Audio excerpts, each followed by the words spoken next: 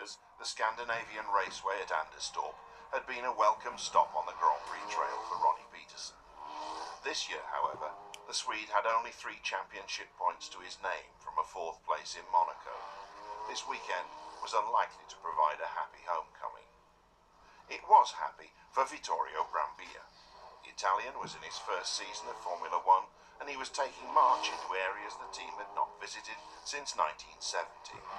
Here he was on pole, ahead of Depailler, Jarier, Reutemann, Lauda and Pace. 5 of the top 6 had so far qualified well on a number of occasions. Lauda, on the other hand, had qualified well and won, so he had the advantage.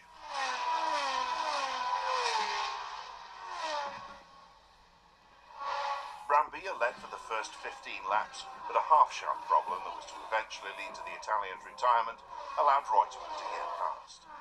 The Brabham driver had climbed steadily through the field, but Lauda's progress was equally effective. The two had started 5th and 6th on the grid, and they moved to the head of the pack in formation. It looked as though Reutemann, who had led since the 17th lap, had the race in the bag.